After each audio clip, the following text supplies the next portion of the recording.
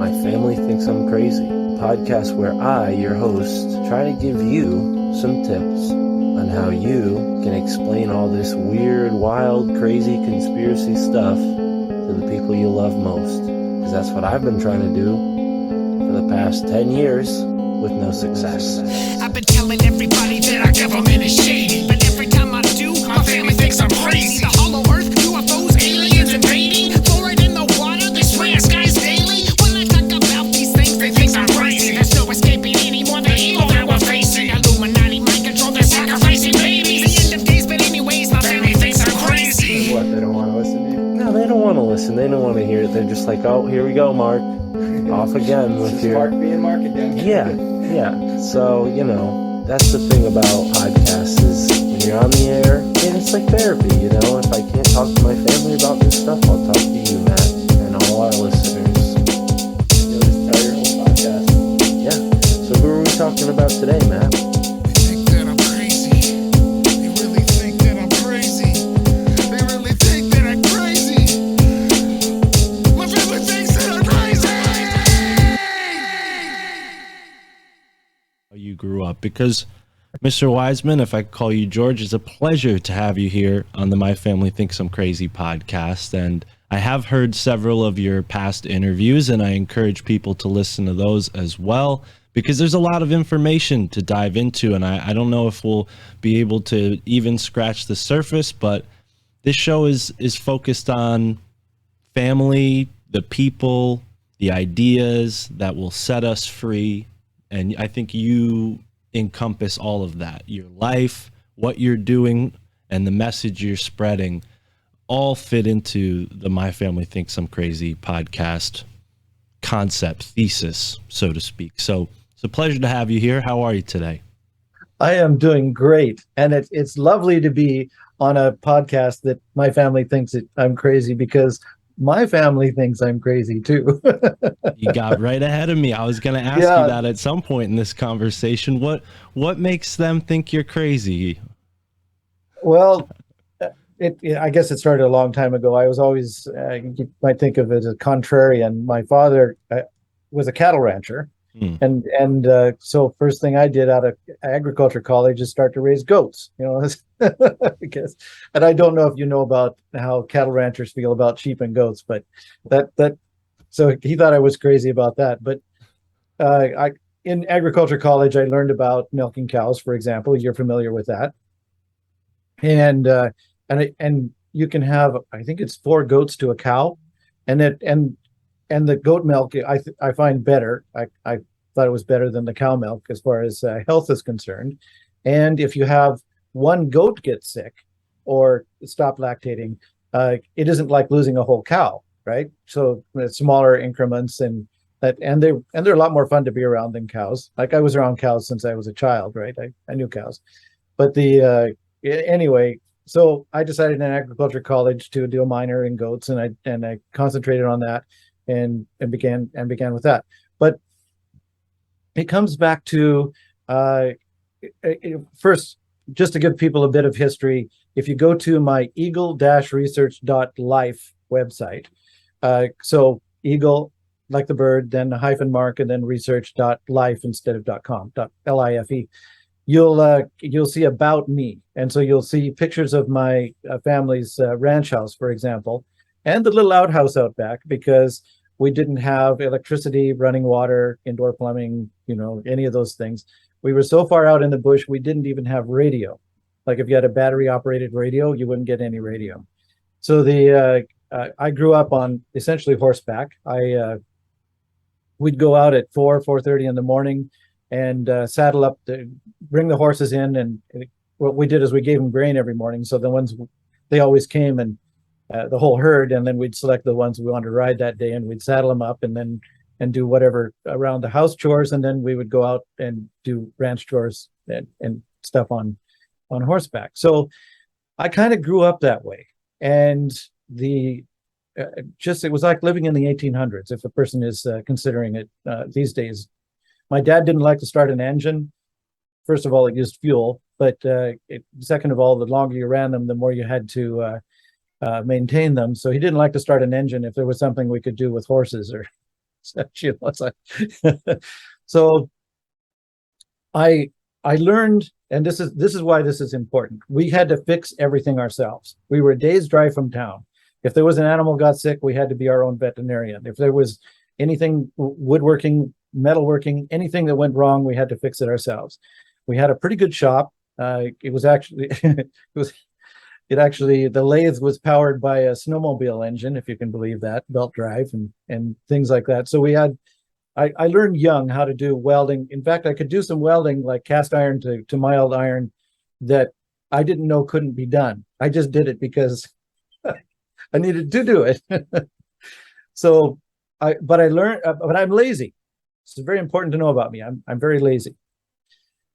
I don't like to do things twice. If you have to do it right the first time, get it done, and make sure it's done so you don't have to do it again. And so when something would break on the equipment or whatever, I would learn to fix it better than it was before. And I've carried that right through my life, right to the products that we'll be talking about today. So the idea, first of all, make it so it doesn't break, and second of all, make it so that if it does break, it's easy to fix. Okay. So I grew up on the ranch, and then at a point, my dad always said, because this is what his dad did, when you graduate high school, we give you $100 and a kick in the ass. Okay, that's my dad. So in any case, he literally did. He gave me $100. I said, you don't have to swing your leg there, Dad. I'm on my way. And so I and my old pickup truck, 1966 pickup truck, went tootling off around the continent, American continent, and I worked at various jobs and worked my way around, just exploring and traveling. And as I did, I learned more and more. Every job I went to, I'd get bored, because once I learned how to do something, I'd get bored. This is also very important. I'm lazy and I get bored easily. Okay, so then I had lots of offers to stay in various places because they liked my work ethic. Growing up on a ranch, you worked or you didn't eat. It was pretty much exactly that. So I made a lot of good friends and met a lot of my relatives as I traveled, and eventually I went back home and went off to agriculture college because I decided, okay, I'll live on the ranch and work on the ranch. And then I got back from agriculture college, and my father and I had a bit of a disagreement. It was his ranch, okay, but I had a whole bunch of new ideas I just learned about in college. So I said, these are the kind of things that I'd like to do to make the ranch more productive and profitable and easier to maintain and all these kind of things. And I was raising goats at the time as well, too. So, so him and I had to part ways because I couldn't do things his way. And it was his place, his home, his rules kind of thing. And so I went off with my father-in-law, and we started a little farm of our own, raising goats and stuff, and did really well. And during that particular time, I decided to go to mechanic school. So because I was already working as a mechanic, and I decided to do that. And it was the college entrance exams. I have to tell you this because it's one of those, I'm not trying to pat myself on the back. I'm just trying to get you to know me a little bit. I'm not very good with relationships, but I'm very good with equipment. And so in the college entrance exams, they have something called a mechanical IQ test. And it takes 5 minutes to answer 20 multiple choice questions, four choices. And I did it in 2.5 minutes, all questions correct. And it turns out that nobody had ever done that before at the college. No one had ever completed it in the 5 minutes or gotten them all correct. So they couldn't measure my mechanical IQ. It wasn't like I did study physics and chemistry and biology and mathematics up to pre-calculus and stuff when I was in high school, because the first thing I developed was something called a carburetor enhancer. And the carburetor enhancer, there aren't carburetors really anymore, although I'm still selling a few of those things. That's pretty amazing. But an hour hood up to hood down, and virtually all the vehicles got a minimum of 25% gain in their fuel economy. And that was just by putting this one, I'm going to call it a device. It was more like a system on the carburetor to make it more efficient, and done. It was, you set it, leave it, didn't have to worry about it anymore. Your vehicle had more power, used less fuel, less pollution, all those kind of things. It was beautiful. And that's how I started my inventing business. And that's how I financed my way through mechanics school. Now, that was a funny thing too, because when I went to mechanics school, I'd already been working essentially as a mechanic for years. So I went through it as a self-paced course. I went through it 3 times faster than any of the other students. And I essentially became a teacher's assistant. So I was helping the instructor. And during the course, I would read the course literature and I would answer the questions when I take the tests. And if I got less than 96%, I would go to the instructor and ask him about the questions that I'd gotten wrong, in quotation marks. And in 6 different cases, I convinced the instructor that my answer was more correct than the book, than the course was teaching. How many students can say that? Yeah, So you he must have changed been the a favorite student, all right. he liked me. Yeah, it was good. So in any case, and I did things like I was coming in at that time. I had an international pickup truck, and for some reason the fuel pump failed on the way into college. So I had a gas can in the back and a hose, and I just hooked up the gas can to gravity feed to the carburetor. And with the hood off, I took the hood off. I travel with tools, obviously. I took the hood off, and I had a gas can strapped to my fender. And this is how I drove into the school. So it was things like that that caused him to like me. I could just kind of fix things because you had to. You were on the ranch, you just had to fix it because there was nobody to do it for you. So in any case, I became an inventor with a carburetor enhancer, launched my business. I didn't make a lot of money at first, but it was enough to support my then small family and getting off the ground. And since I was in the fuel saver business, I eventually started looking into other ways of saving fuel, quite a few different ways of saving fuel. And one of them happened to be something called Brown's gas. Now, with Brown's gas, I heard about it when people were using it as a torch at first. So they split water into hydrogen and oxygen in an electrolyzer, and then that gas would replace acetylene in a torch for doing things like cutting and welding and what have you. So I heard it could weld plastic to titanium. And as an inventor, I tried to learn as many of these kind of skills as possible because I'm building things that aren't on the shelf, right? You can't just go and buy it because I'm building it. And I thought that would be a neat thing to be able to do. Well, it turns out that was a myth. It cannot. There were a lot of myths floating around about Brown's gas, and there still are a few. But I've spent 30 years dispelling a lot of them. So, and my website, eagle-research.com, actually has a section about misconceptions, so people can see the kind of stuff that was going on about there. Anyway, they quoted me for the Brown's gas machine, $300,000 for one that could do a torch. Now, I don't know why they quoted so many zeros before the decimal point, because there's no way that machine cost that amount of money. And when they actually started selling the machine they quoted me on, it was more like $2,500. So obviously not correct. But in any case, that's what they quoted me. Now, maybe they were trying to finance their research at the time, or they saw me coming, or whatever the case. But that was out of my budget. I wasn't going to be paying that much money for that anyway. But as an inventor, I decided, and I knew electrolysis and the theory, and I just gathered all the information I could about Brown's gas and started doing some experiments and wrote the Brown's gas book 1. And from what I learned there, it opened a lot of doors, and an angel investor came in from a mine site.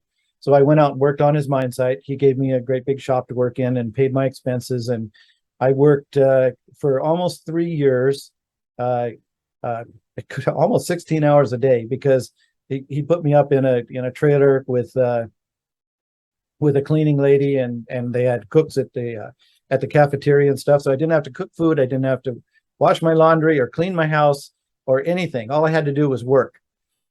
It was fun. It was great. So then it ended up, there was 3 guys he ended up giving me for assistance as well, paid for them as well. So I got a lot of experimenting done with Brown's gas and building these larger machines, and eventually started to sell these machines for about $3,000 each.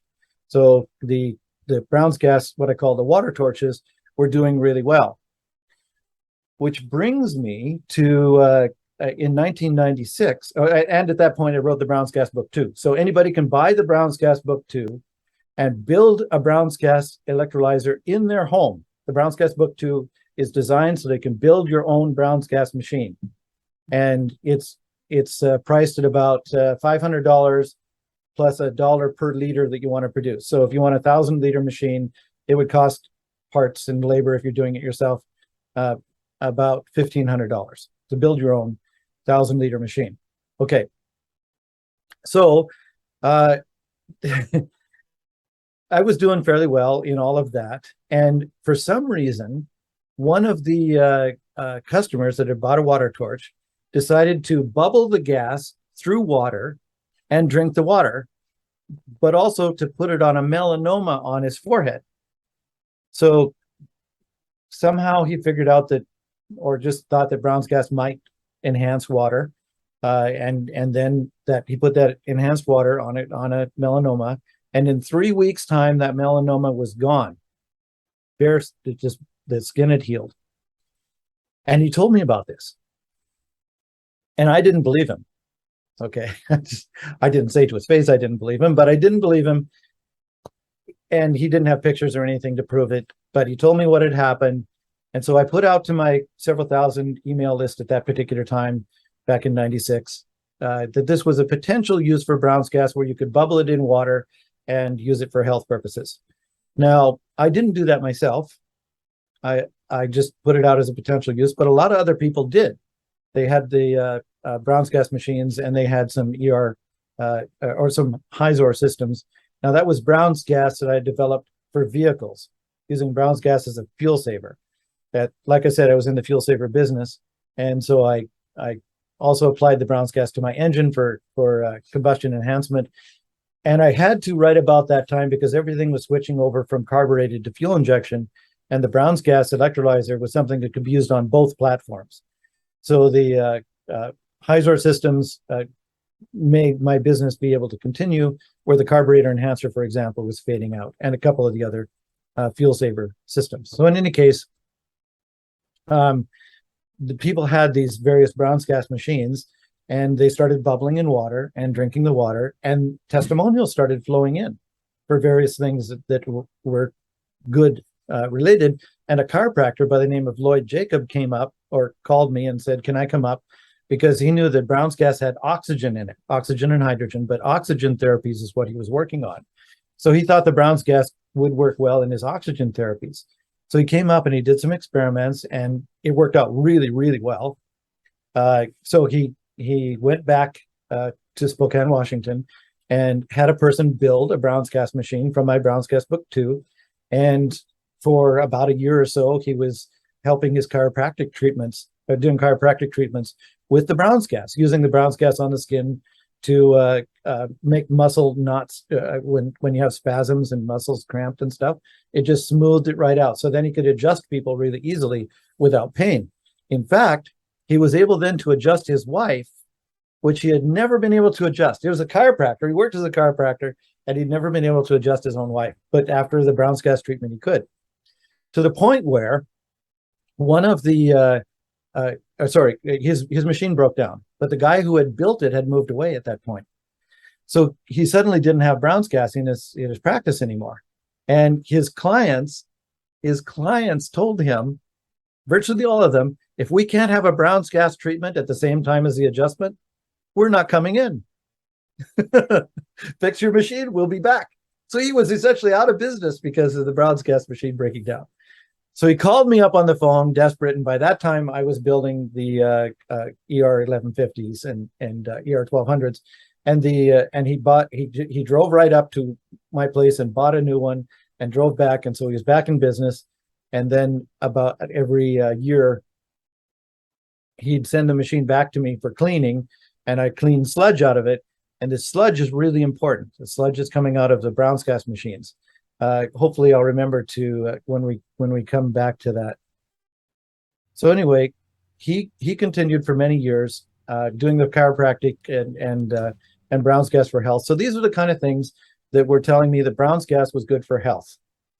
Now, here's a point where I usually say, I have a little blurb that I like to say. The world is currently in turmoil. There's health issues, fuel prices are rising, and food shortages are on the horizon. What if there was a technology that helped people seldom get sick, helped the body heal 3 times faster, saved up to 50% on fuel? You could make your own fuel and help plants grow up to 10 times faster. What if there was a technology that could do that? And that's what we're talking about today with the Brown's gas. Yes. Yes. My family thinks I'm crazy. Okay. Wonderful. Geez, you really know how to put a tagline on it. I think that's how we're going to start the show. I'll do some editing magic so all of it makes its way in. But wow, George, this is a fantastic start to what I hope is an even more fantastic discussion. I've heard a lot of that. And like I said, there are other podcasts who you've been on, you've shared your story in different depths, and different pieces of it have come out. So I've heard a lot of what you just shared, which is weird, you know, because we just met and I already know stuff about you, but that's podcasting, I guess. I want to focus on the point when you said you wanted to be a prospector, because I feel like that connects to what you were doing, that kind of really put you in your role as an inventor. The fuel efficiency stuff we'll get to. I want to talk about that. But I'm very interested in the hydrogen as a use. You had this angel investor who hired you to help him refine minerals and ores. And as a prospector, you know, you're dealing with minerals and ores. I wonder if those two worlds were sort of at play synchronistically as you know, ventured into inventing. Absolutely. That's a really good place to explore that hasn't been on some of the other podcasts. Yes. I was a prospector for a few years, and I found some pretty amazing things, usually on somebody else's claim, which that wasn't any good for me, but it was nice experience. And I took prospecting courses. I didn't just learn it from prospectors, although I talked to old prospectors, and there's prospectors that, and this is important, have discovered, for example, there were certain creeks that generate gold every year. There is no mother lode that is rocks breaking off and the gold falling in the creek and going down the creek. There isn't any mother lode. The gold is transmuted. It actually appears in the creek. And there's reasons for that, having to do with what's called primary water and various minerals that are in the creek. And as the water flows over these minerals in certain combination, you end up with gold, transmutation. Okay. These are the kind of theories that these prospectors have when they can't explain anything else. But it turns out there's a lot of truth to that. There's some evidence to back that up. For example, when you cook a copper ore, like this angel investor, he had a copper ore. And when you cook this copper ore with the Brown's gas, you end up with 2 times more copper than originally assayed in the ore. So the same weight of ore, twice the copper. And I think of it like this. Everything to make the copper was already in the rocks. And as the earth was formed, or whatever was forming in that portion of the earth's crust, it got partially cooked, like a cake, partially cooked, but it didn't completely cook. And the Brown's gas adds the energy and this, what I call electrically expanded water, and the all the, I was about to say nutrients, but the energies, it allows the cooking to complete. And so you end up with more actual metal out of the same amount of ore that you would have otherwise got. Is it fair to say, and keep in mind, I'm an armchair researcher, yeah. Okay. Is it fair to say that the Brown's gas is expressing maybe the crystalline potential that's within those minerals themselves, sort of refining them like that and bringing out the best of that, or whatever it is in that moment? Is that fair to say? There's actually 3 or 4 things happening, and that is one of them.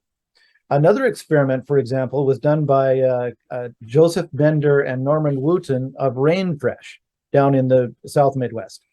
And so Rainfresh was experimenting with the Brown's gas, and what you do is you burn the Brown's gas and you collect the steam from the Brown's gas flame. Okay, so you had oxygen and hydrogen in the Brown's gas, and then when you burn it, it combines back into water, and that is new water, and also can be called primary water. It's very important to understand this new or primary water. I'm talking to some other people who are experts in primary water, where water is actually created in the earth and then comes up as new water. Okay. Is this similar? I've heard other people discuss a fourth state of water. Is that what we're talking about here? No, that'll be That's different. But definitely put a pin in that. We'll be back to that. It's really important. Okay. So the new water that they had collected and they put in a jug, and unfortunately I do have them in the shop here, but I don't have them right here. I could show you the bottles. Joseph Bender gave them to me. So we had a bottle that he put the new water in, and it used to be a bottle that had back in the day they had these mineral drinks where you could pour like an ounce of 50 different minerals solution in and drink that, so you get your minerals for your vitamins and minerals. And so it was an empty jar, and he put the new water in that. And then beside it, he had one of the full jars because he was doing his mineral supplements. So this was an accidental experiment, okay? But he was paying attention, and he noticed that the new water started forming a sediment in it. And there was nothing in that bottle but oxygen and hydrogen, okay? There was no minerals or anything in there, but eventually it ended up being 10 ounces of sediment formed in that new water. Now that it so happened that the bottles were arranged in such a way that the sunlight was shining through the window, through the 50 element bottle that was full, into the bottle with the new water in it. So I think it was imprinting. The sunlight was also providing energy, and it was imprinting on the new water whatever it is, the frequencies or signatures of some sort of those 50 minerals. And when they tested that sediment that formed in the new water, every one of those 50 minerals was in that sediment. So transmutation, there's several different ways that happens with the transmutation, especially when you're dealing with Brown's gas and the new water.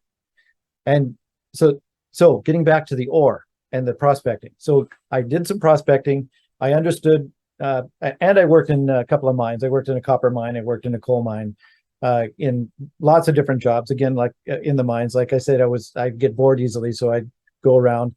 I was various equipment operators and heavy duty equipment operator and the stationary processing operators and one of those great big ore truck drivers. And it was just, I worked on the blasting crew. That was a blast. Okay, I got a blasting certification while I was there, so I knew how to handle explosions and various things like that. So I understood mines and mining, and when this investor got a hold of me because again, it was Norman Wooten, interestingly enough, who was working at the mine, but he had to leave. So he recommended me as the person who had written the first book on Brown's gas, to have the mine owner get a hold of me and ask if I'd come and take his place and continue the research that he were doing there, because they were wanting to cook the ore that they were making in this mine with the Brown's gas and see what would happen. And lots of good things happened, as you already heard. So as I was there and doing these unique things, I'd put on every weekend what I call a dog and pony show, where he would bring potential investors in the mine to around, and as he was showing them the mine site and the processing plants and the mine shafts and everything, he'd bring them to my little workshop, and I'd put on a little show showing what Brown's gas could do as well. So it was a lot of fun doing that. So that was kind of where and eventually I got married again because my first wife threw me back. Yeah, that didn't work out, and I'm sorry for that. But in any case, I got married again. So I moved off the mine site, and that pretty much stopped the research again that was there. So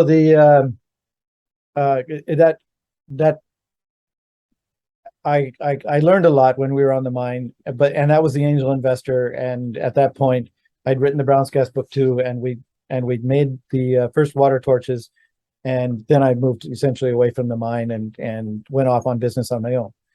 So at this particular point, though, Brown's gas for health continued to be a developing thing, which was kind of in the background, but became a primary thing a little bit later. Now, so, oh, by the way, I'm inhaling the Brown's gas right now with the cannulas. That's why I have the cannulas on my face. When I'm sitting at the computer, I like to do the Brown's gas. So anytime I'm just kind of sitting in one location. Okay. So I do Brown's gas a minimum of 4 hours a day and up to 8 hours a day. Okay. So, well, for comparison, audience, I am inhaling cannabis and tobacco rolled into smoke and smoking. So maybe the opposite ends of the spectrum. But we'll get into the health benefits of Brown's gas later on. So my question, my thought that hit me was, you know, we as human beings, we're comprised of many different things: our skeletal system, our teeth, our minerals. And I find that the dental health industry is a shady industry, and I don't want to put any shade on anybody, disrespect anyone. There's a lot of hard workers out there, but my experience with the dental health industry has not been a good one until I started taking a holistic approach to the way I treated my oral health. And since then, I've reversed a lot of the effects that I was having, pain and a different dry mouth and other things like that. Now, I'm wondering, have you seen those benefits from people using Brown's gas because of the way hydrogen, you know, plays with minerals? There is, that's a really good question. And it's difficult to have a good answer that is, like in allopathic medicine, they like to have a nice clear answer for something. But in this particular case, the Brown's gas is nutrition, literally nutrition. Our bodies are comprised, and I will get back to your question. I just have to fill in a little bit of background first. Our bodies are comprised of 67% hydrogen, 24% oxygen, 12% carbon, and 2% everything else, including our minerals that you're just talking about. So hydrogen is our most important macronutrient, and it's totally ignored by the allopathic nutritional system, food pyramid, all those kind of things. Well, and it's amazing. We get into where we get our hydrogen from and stuff. When you think about the word hydrocarbon, I mean, that's what these foods are made of, and they just talk about the carbon side of it. Nobody ever mentions the hydro side of it. That's exactly right, actually. So what happens is when your body gets its correct nutrition, and this is the answer to your question, and it answers a lot of similar questions. When your body gets the correct nutrition, it knows what to do with it. And so if there's something wrong in your, okay, so we'll go back a little bit and say, first of all, if you don't have enough hydrogen, your body starts shutting down things that are not immediately life-threatening. So your regeneration systems generally are the first thing that gets shut off. So if you get a cut, you'll scar, for example. It won't heal the skin, it'll just patch it. And then your immune systems start shutting off. So you get sick a lot easier. And then if you still don't have enough hydrogen, then your organs start to fail and you die. So when you start getting enough hydrogen, usually what'll happen is your organs will start to heal. Your immune system comes back online. Like my organs, for example, my eyes have the same eyesight as I did when I was 9 years old. I don't wear glasses anymore. I am nearsighted, so I do have to wear glasses if I want to see things far away. And but generally for just everything I do normally, I don't wear glasses anymore. And my heart, for 50 years, I had a heart murmur. And it was 3 years ago or something. I'd been inhaling Brown's gas for about a year at that point. Since March of 2016, so somewhere around March of 2017, I had the full physical done. And I told my doctor, he was a new doctor, he was doing a full physical, that I had a heart murmur. And he said, no, you don't. For 50 years, I had a heart murmur, and then now I don't. So anyway, the organs heal, and the skin is the largest organ on the body. I had neuropathies on the fronts of my legs and on the palm of my left hand. It would get a burning sensation, and then it would go numb, and a burning sensation kind of like a rainbow. It was just going, and it had reached almost to my fingers where I couldn't feel the palm of my left hand. And I felt as I was inhaling over the weeks, I was getting the feeling back in my hand again. And about the time that I got all the feeling back in my hand, and by the way, I had arthritis as well, and so I had limited movement and pain. I have full movement, full strength, and no pain in my hands. But I also got the feeling back in my hands from the neuropathy, and then I suddenly realized I had the feeling back in the fronts of my legs as well. It totally had healed the neuropathy. And about that particular time, I realized that my scars were gone. I had about a half-inch square scar here. I was using a regular socket on an air wrench, and it shouldn't do that. Anyway, it flew off and hit me in the head, and luckily it didn't kill me. But in any case, I had scars all over my body. I no longer have scars all over my body. So my organs healed. I haven't been sick since 2005 when I started drinking the Brown's Gas water. So my immune systems got better. And interestingly enough, I had hand warts and a plantar's wart on my foot. So warts on my hand and the plantar's wart, those all disappeared as well. So my immune system got strong enough to get rid of viruses, because warts are a virus, that I'd had for 50 years since I was a child. And so my organs healed, my immune system got better, and my body's regeneration system came back on. So now to answer your question, it depends on what's wrong with the person's body. When you start to inhale the Brown's gas, it's going to, your body knows what to do. No doctor can heal you. They think they're gods, some of them, and they think that they heal those people. The good doctors know that the best they can do is put your body in a state where it can heal itself, because your body always heals itself. Your body knows what to do. So there's no issue whatsoever. So when you get the nutrition you need, then your body starts to move minerals around, because the Brown's gas also it isn't just the nutrition of the hydrogen, it also has the energy of the electrically expanded water. So now I'll jump over into what Brown's gas is and answer your question about the fourth phase of water. So Brown's gas is the entire mixture of gases generated from an electrolyzer that splits water and does not separate the gases. So a normal Faraday electrolyzer has a membrane in the middle that separates the hydrogen from the oxygen. And this is what I learned in science class in school. And so you'd have the hydrogen coming out one hose and the oxygen coming out the other. Brown's gas electrolyzers don't have a membrane in the middle. They're still making the hydrogen and oxygen, but it's all coming out one hose. William Rhodes, who had the original patents in the early 60s on what we now call Brown's gas, called it a single ducted gas for that reason. But he didn't know there was a third gas generated in the middle, in between. And I have pictures you should be able to find them on the website and stuff, but I can send them if necessary. But it shows another line of gas coming out of the middle of the fluid. I discovered this in '96. And I called that electrically expanded water. Well, it turns out that that is actually the fourth phase of water, because there's four phases of matter. You have in water, we call it a solid ice. The liquid we call water. The gaseous form we call water vapor or steam. And then the plasma form is the fourth state of matter, because you have solid, liquid, gas, and plasma. And a plasma is an electron-rich gas. Or it's an ionized gas. It can be either electron-rich or electron-deficient, but it's an ionized gas. That's a plasma. Okay, so the actual fourth phase of water or state of matter for water is the electrically expanded water, because it's water that has soaked up electrons. So it's negatively charged, because electrons are negatively charged. It's a negatively charged gaseous form of water that is not water vapor or steam. If you cool the mixture, this gas will not condense. It's not water vapor or steam. It doesn't have a dew point. It won't condense.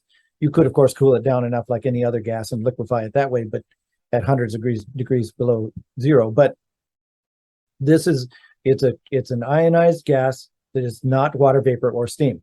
And so this gas comes out with those other two gases, the oxygen and the hydrogen. and becomes part of what we call Brown's gas. You can't make Brown's gas by taking bottled hydrogen and bottled oxygen and mixing the two gases at a stoichiometric ratio of 2 hydrogens to 1 oxygen. That is just called what I call oxyhydrogen. It's not Brown's gas. Brown's gas also has this electrically expanded water in it. And when that electrically expanded water goes into your body by inhalation, or if you're drinking the water with the Brown's gas in it, that energy, your body, it's immediately bioavailable. Those electrons, they stop oxidative cascade. They provide energy to the cells, because one of the things that happens when people are ill is they've usually used up their energy storage, or their excess energy has been used, and their energy generation systems are often compromised. So the Brown's gas is turning out to be about 30% more therapeutically effective than the hydrogen, than just straight hydrogen. Hydrogen is good. Just straight hydrogen is a nutrition that people should be getting, at least that. But if you're using the Brown's gas with this electrically expanded water, you end up with about a 30% more efficacious, wounds heal 30% faster, for example, than if you're just using the straight hydrogen. Okay, so to answer your question, finally, what happens is individual. It really depends on the individual body what happens when you start inhaling the Brown's gas. A story that I like to tell is that when I first inhaled Brown's gas for 15 minutes at about 6:30 in the evening, and I videoed myself when I did this, okay? Long story, but I figured if I was going to be an idiot and inhale the Brown's gas, at least I'd have a video record of my idiocy if something went wrong. Okay, so, and that video is still on my YouTube channel, so people can go and look at it and see what I looked like then, okay, in March of 2016, and what I look like now on this video. And you will see that my biological age has reversed. I now look like I did almost 20 years ago. So in fact, I have pictures of me 20 years ago, and you really can't tell the difference of the difference. So I inhaled that night, and I didn't sleep that night, which was very disconcerting to me, because I'm the kind of guy that can fall asleep virtually anywhere. Like on the couch watching TV, against a rock. Well, when I grew up and you go to sleep on a mountainside, you didn't roll over because you just roll down the mountain, right? So you learn to just fall asleep and stay in one position. And I usually wake up a little bit to turn over. Even now in a bed, I wake up so I don't, it's just childhood training. So in any case, I didn't sleep that night. I was wide awake, alert all night. I had my eyes closed. I was thinking I was going to fall asleep any minute, but all night long I didn't fall asleep. So I started inhaling in the morning so by evening I would be able to fall asleep normally, and that worked until my body got used to the hydrogen, and at that point I can inhale it all day, even all night, and even though it makes my mind alert, it doesn't prevent me from falling asleep. Okay. So getting back to my current wife, when she first inhaled, it was, again, coincidentally, about 15 minutes, about 6:30 at night, and she had the best night's sleep she could remember. So it was exactly the opposite. And so that's why I'm saying we can't really determine what's going to happen when people start drinking or inhaling the gas. But whatever it is, the body knows. The body knows how to heal. Well, so that was a long so explanation to answer your short question. No, I appreciate the length, and that's what we're here for. So no need to apologize. I think there's so many different variables that create a human being wherever they are in that moment, that the hydrogen, the Brown's gas, does the magic that it does. So yeah, that's the trick with holistic medicine. I see that more often than not with different herbal supplements. And I do want to ask you about being able to use Brown's gas to water your plants, if there's any benefit there. Have you explored that avenue? But first, maybe we can just talk about our atmosphere in general and maybe some misconceptions. Again, we already laid it out that these, hydrogen is available in your food. It's not in the atmosphere. You're not breathing it in. But there are so many factors that go into, again, a human being, where they live, and then also you mentioned this person who originally had the patent. They weren't aware of this, effect. And to me, when I hear that, my immediate assumption is maybe they just aren't thinking in terms of an electric universe. We're given this vacuum model of our universe, and it's really like there's a missing part of that, which is electricity. And I feel like Brown's gas takes that into account. And basically, you have to understand the electric nature of this to understand what's going on. That's absolutely correct. And unfortunately, William Rhodes was literally, I say unfortunately, you'll see why in a second, literally a rocket scientist. Up until he died at 96, he was still consulting with NASA. Then he had over 100 patents to his name. So he was a very smart man. But unfortunately, smart people, myself included, when I am smart, usually I feel pretty stupid, but because I'm wrong most of the time. That's one side effect of being an inventor. You're wrong 99% of the time. You're gonna have to get really used to being wrong. I'm so glad you say that, because that is a big frustration for people, especially doing what I do, where folks listen to the show, they get encouraged, they want to start their own show. Stick with it. You're not gonna figure it out overnight. It takes a lot of failure to create something valuable, and that's just goes for everything. Yes. So in any case, he didn't think of the health aspect of this gas, because being a rocket scientist, he was used to hydrogen and oxygen being rocket fuel. Right? Well, and also the military focus of where the money is interested in, and also I've done an episode before with a friend named Dave Zed from Generation Z podcast about hydrogen. We did a whole episode about hydrogen, and we focus mostly on the military applications of it because of the H-bomb, and I wonder if that fits into this conversation somehow. But a little bit. It would be a side thing. And in fact, I had at the military called me in. It was for a consultation, and it was about search and rescue, where they explore different options like torches to be able to get people out of bad situations fast. You have a tank that's burning and it's going to explode. You got to get the people out. For example, for some reason the hatch is jammed shut, let's say. Right. Okay, so you got to cut people out of a submarine, or like the Jaws of Life technology that they use, the firefighters use, that kind of concept. So they wanted to see if the Brown's gas could be used in a situation like that, and it turns out there is a possibility that it could, because it can cut through things that regular torch can't. But there was a nice not kill you dead application for Brown's gas in the military. It was just one of those things that I usually forget to mention. But in any case, getting back to William Rhodes, he had all these patents. I do the opposite. I don't patent anything. I'm an inventor that literally writes books and teaches people how to do it. And that essentially, first of all, I'm a real do-it-yourselfer kind of a guy, as you can imagine, growing up on the ranch and all of that. So when I invented the carburetor enhancer, a lot of people got interested in it. And one of them was one of these late night television shows back in the day where they were selling various things, and wait, there's more and all this. Anyway, one of these shows got a hold of the carburetor enhancer, got a hold of me to explore the carburetor enhancer, because at that time there was a lot of fuel saving, fuel costs. They usually spike, and there was a lot of interest in that. Anyway, when they saw how simple it was, and if people could go and spend $15 in a hardware store and get all the parts that they needed to do this thing themselves, they said, we're not interested, because there was no control. People could bypass them. And I thought to myself, you know what? I'm booked 6 months in advance with people coming into my shop and getting these carburetor enhancers involved. I work all day long doing it, and I'm only doing a few hundred. I need to get this out to a lot more people. So I wrote a book, an instruction manual called the Carburetor Enhancer Manual.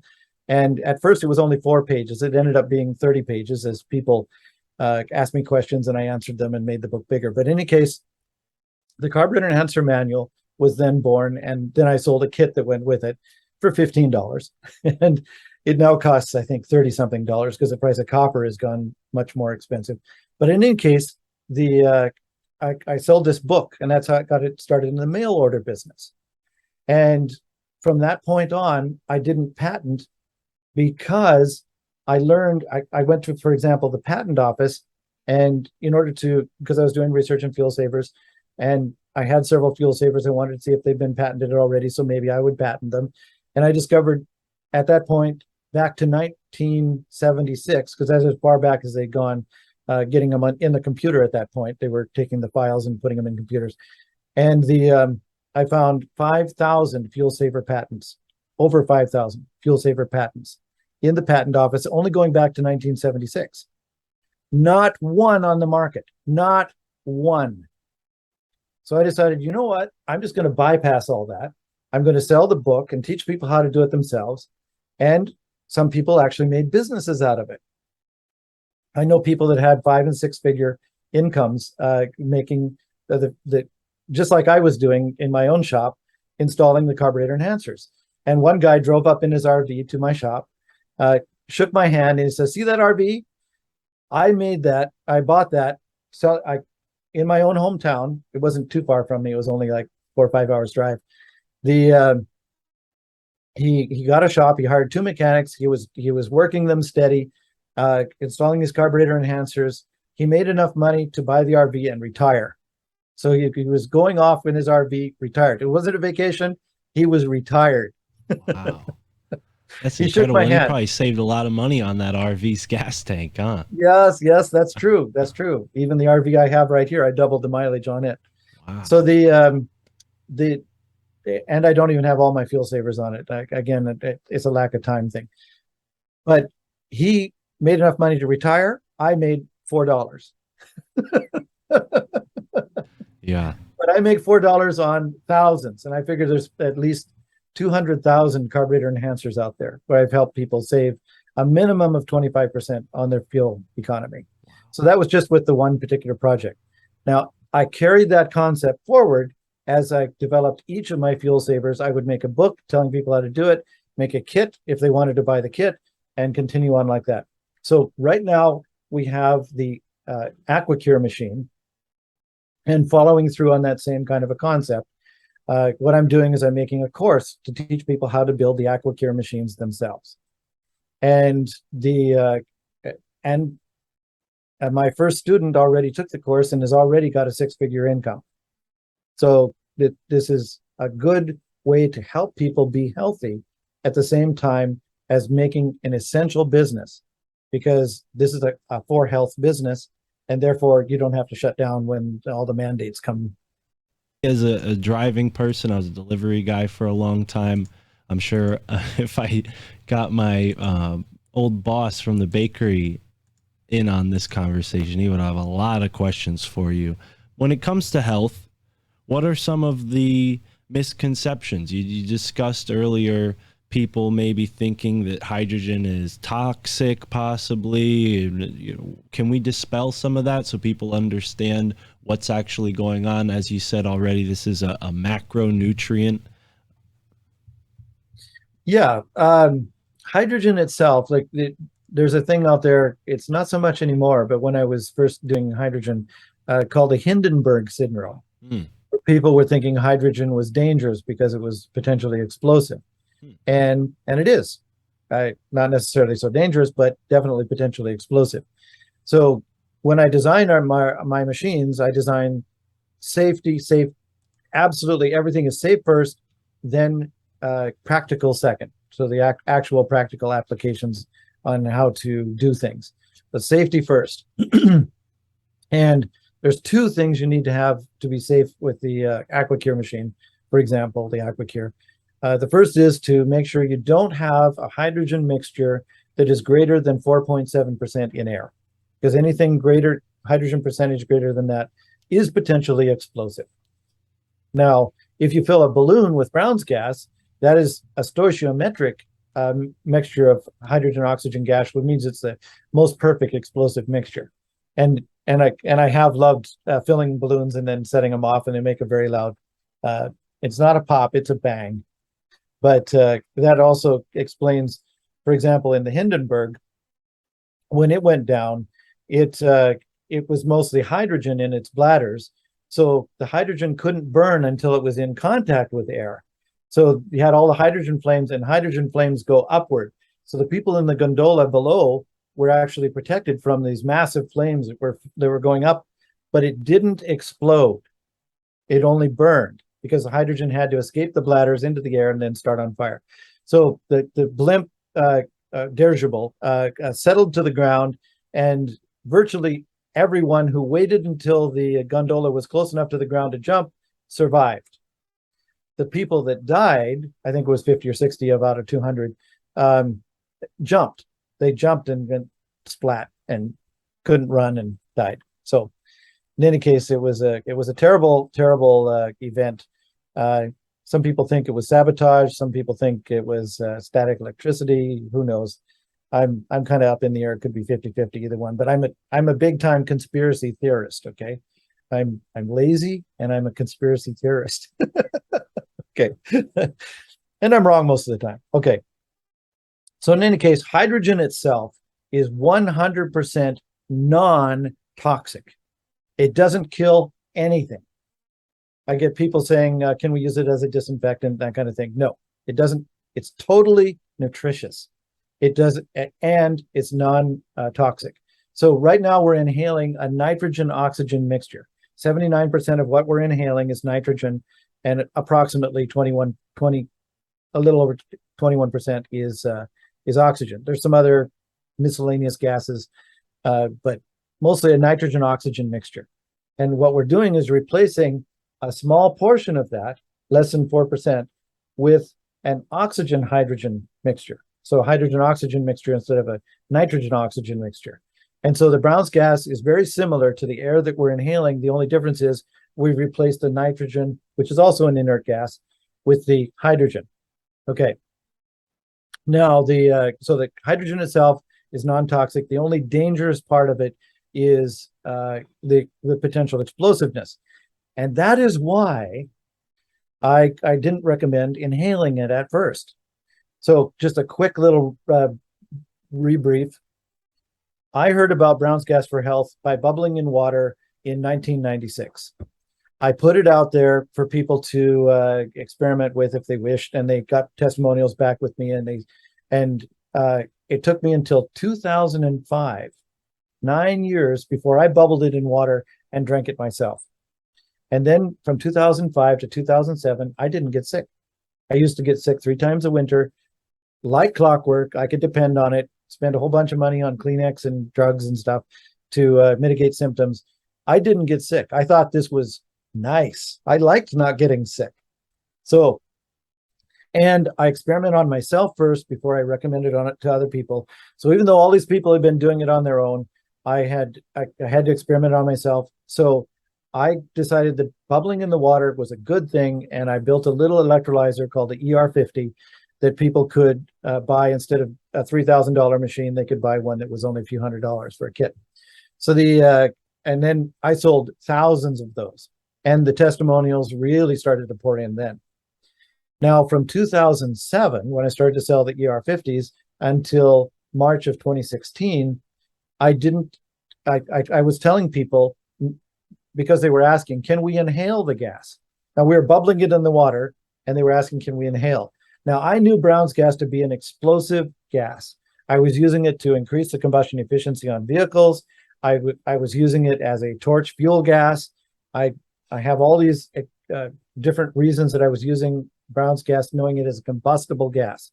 And I figured it was not a good idea to be inhaling a potentially explosive gas. Then in December of 2015, a customer who I had told not to inhale, or recommending not to inhale, sent me a video from a Korean hydrogen bar using what I knew to be a Brown's gas machine to have their customers inhaling. And I realized that I was wrong again. Okay, this is that wrong part. And the point being is that if you inhale a small amount of hydrogen under the explosive limit, it's not explosive. So you can get all the health benefits without the explosion. And shortly after that, in about 2007, there were people starting to experiment with Brown's gas with rodents and such. they'd build a small terrarium and they'd make sure that the hydrogen content in the air was 2%. So virtually all the scientific studies that were being done was 2% hydrogen, not 4.7%, which was potentially explosive, but only 2%. And they were getting all of these different kinds of health benefits. 100% positive, 0 negative side effects. You can't say that about any drug, but this is nutrition. So 100% positive results. Everything they were trying it on. And like the chiropractor I talked about, Lloyd Jacob, he was finding additional things than what he was treating were healing on the people's body. And they were finding the same thing in the rodent studies and things like that. So they would find if they were going in testing for one particular disease and there was something else wrong, that would get healed as well. So universally a good healing gas in the scientific studies. Inhaling as well as drinking. So a lot of times they were drinking. And it turns out people have been drinking hydrogen-rich water for over 40 years, over 45, almost 50 now, because of something because of a confusion, a mistake. People were always thinking that alkaline water was healthful because the alkaline water makers who made inline electrolyzers like Kangen and Life and a few of the others, were proving with scientific studies that their water, their high pH water, was healthful. And it is. Okay. But it wasn't because of the pH. Somebody approximately 5 years ago got around to actually testing, and they took away the hydrogen out of the water and the health benefits disappeared. So they took away the hydrogen, left in the pH, and the health benefits disappeared. They left in the hydrogen and neutralized it so it wasn't high pH, and the health benefits were maintained. For all these years, it was the hydrogen in the water, not the pH of the water, that was having the health benefit. So that was a just side effect of that particular mistake that was going on. So, shoot, I lost a train of my thought. What was the question? Well, we were talking about the health benefits in general, but I did have another question. Yes, I remember where we were. So it was the hydrogen for danger. So the hydrogen's not dangerous. Theoretically, if you replaced enough hydrogen, so you're only breathing hydrogen, you would suffocate because there's not enough oxygen. But that's literally the only other thing than the explosive. The other thing with the AquaCure is lye. People are scared of lye. And the lye is the catalyst we use in the machine to help make the Brown's gas. Now, the lye is supposed to stay in the machine. It isn't part of what you inhale. The Brown's gas doesn't have any lye in it. But since you're handling some lye, we make sure that people do that safely. And those are the two safety concerns with the Brown's gas. First of all, make sure it's a non-explosive mixture you're inhaling. And second of all, make sure that the lye stays in the machine. So did you remember the question you were just going to ask? Well, yeah, it's somewhat of a question. It kind of connects to the thought I had about the H-bomb and just the misnomer in general. You know, this is a philosophy podcast, so sometimes we just speculate on why things are the way they are. And it seems like people unanimously agree that the sun is life-giving, right? We can all look at the sun and say, okay, this is why plants grow. There's other factors, but the sun is a source of life. Well, scientists are telling us that the sun is just a big ball of burning hydrogen, aren't they? So there has to be, some metaphysical explanation for that. Hydrogen is the first element on the periodic table of elements. I don't know if that's a coincidence. Any thoughts on that? It's not a coincidence. Now, this gets into a little philosophy, but spirituality as well as the physical. I call hydrogen the God molecule. It's the first thing in outer space. They find that hydrogen can spontaneously appear and disappear, interestingly enough. And well over 70% of the entire universe is made of hydrogen. They're seeing hydrogen, including in the stars and like our sun and things like that. So hydrogen, in my experience, is the first physical manifestation of whatever this energetic thing is that underlies our spirit, our physical space. that allows us to be in what we consider this time-space continuum. So in any case, the hydrogen appears, and then based on the experiments that I've done and all the things that I've learned, everything else comes from hydrogen. All the other elements, as the hydrogen loses its energetic value and goes denser and denser, you can actually make gold from hydrogen, for example. So virtually everything comes from it. Now, one of the interesting things about Brown's gas is you can actually neutralize radioactivity, radioactive neutralization. Been proven in the Chalk River research nuclear reactor in Canada, in Chalk River, Ontario, and it's been proven in China and in California and a few other places as well.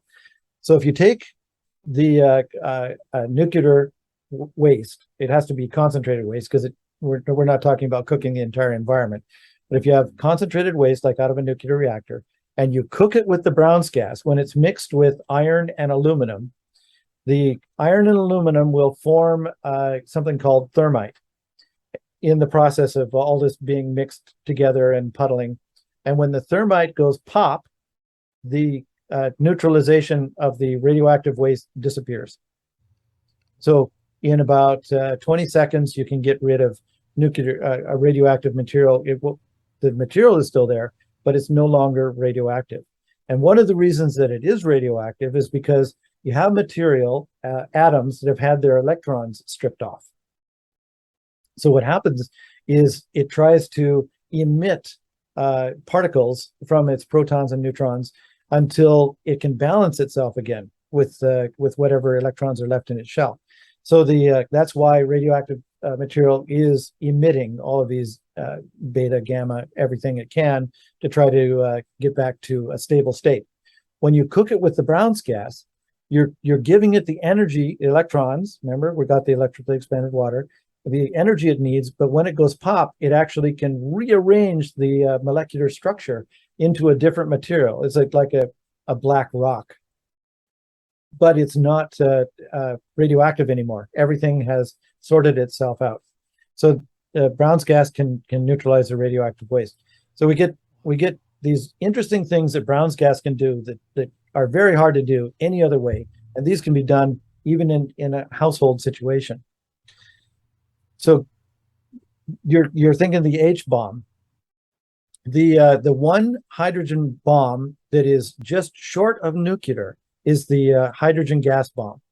And if you watch a movie called Outbreak with Dustin Hoffman, they actually show this bomb exploding 2 different times in the show. And the idea being they wipe out the city that has the outbreak in it with this thing that just burns up everything, but no radioactivity left. Because it's a hydrogen oxygen bomb. They put this hydrogen oxygen gas out and then ignite it, and just boom, the whole thing just explodes and just wipes everything out, including all the viruses or pathogens that needing to be wiped out. And of course, all the people and monkeys and everything else too. Just so that was one of the interesting things about that show. Yeah, I'm glad nobody proposed that for the last 2 years of what we went through. That would have been a whole lot of wasted hydrogen. But wow, that's really interesting. I was just at the Susquehanna River, and you might be familiar with the 3 Mile Island incident. And a person who I spoke with on another podcast is a local expert who's very concerned with the aftermath and how it hasn't really been dealt with. And I'm wondering, considering everything we've talked about with rivers, if there's any way that Brown's gas can be used in an environment. I know you said we couldn't use that particular technique the way you would manage nuclear radiation, but is there any sort of concept that might be feasible to clean up an environment that's been tainted with nuclear waste, especially a river? There might be, but I don't know it. I say there might be because I know of a fellow, I'm not remembering his name right now. For some reason, John Ellis. No, that's a different guy. I wish I could just, it's not popping into my head. He's an Australian. Has been working with water in particular ways that does clean up large bodies of water, a technique that does do that. He's doggone it, my mind is just stuck on one particular name, but it isn't the right one. It may come to me, but in any case, Well, he and we can. should shift focus anyways, because we want to express the healing benefits of hydrogen, and I think dispelling a little bit of people's concerns and the misnomers that have been associated with hydrogen are essential. But yeah, I think people are going to have more practical questions as well, like how often can somebody use this water, use Brown's gas in their daily life? Is it something you can use multiple times a day? You've had it in your nose this whole conversation, so I imagine this is something that you can integrate into your life in a pretty major way. Is that a fair estimate? Yes, you will. You don't want to be smoking while you inhale, though. That would be combustible. That would be combustible. Okay, thank you for clearing that up. What is it? You Let's wouldn't clear hear that that on any other I podcast. have folks. actually had two people tell me what this instance, and I was thinking they had big balls that they would actually admit to this, but and essentially the gas, as soon as you're inhaling it, is not explosive, but right as soon as it comes out of the cannulas, right at that point, it is potentially explosive, but it explodes back into the machine. It doesn't explode out into the air because what's mixed with the air is non-explosive. So it explodes back into the machine, but then it causes stress in the machine, and it's a loud noise like a gunshot, and you might have to clean your underwear afterward just because you think, whoa. But in any case, that's a good warning for this show. Thank you. Yeah, I have a spare pair of underwear. In any case, you don't want to be smoking or have open flame somewhere near your nose while you're inhaling the gas. Right. Okay. So other than that, it's nothing but good health benefits. Like the things I've heard and seen in studies. What I say is it helps the body heal from virtually every ailment known to man. They've done thousands of studies now with hydrogen and Brown's gas, and every single one, like 100%. Now, we're not talking the rodents anymore. In fact, one of the things with the rodents was longevity. The least long that the hydrogen rodents lasted was 30% longer lifespan. And that's really important because these little critters only live a year or two, right? So they were getting some of them were getting 50%. One particular rat study, they were well over 50%, and the study ended like they ran out of funding and they euthanized them. So who knows how long those rats would have lived? Right. Well, and even in humans, I mean, people tend to be more forward thinking with this kind of stuff, it seems, in the East. And there are people in Japan, and you mentioned earlier in Korea where they had a whole hydrogen bar. But there are people in Japan who live in what's called a blue zone, right? And there's several blue zones around the world. They're supposed to be the healthiest places to live. But apparently they tested some of these folks' respiratory system and found a high amount of hydrogen being expelled in their breath. Is that another example of the longevity here? Yes, that particular study was several families. So it was hundreds of people. And what they did is they had two groups. They had a short-lived group, families that lived short lives, and families that lived long lives. And they tested the hydrogen in the breath of both.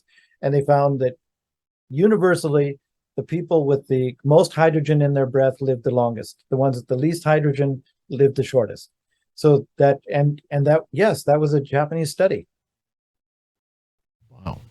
Yeah, and of course there's other factors at play, but I think with everything we endure in our modern society, at least here in the West, this could be something that really helps anyone listening. This is not just for someone who has an ailment. This is a way to really stabilize the effects that are being done to you really under your nose. I mean, some people like myself in a past life were very unhealthy. I was just eating, whatever junk was available and not really considering the damage I was doing to my growing body. And I reversed a lot of that quickly after realizing what I was doing, and now I'm still, just a young man. I feel like I could take on anything, and I don't take the most caution in my health.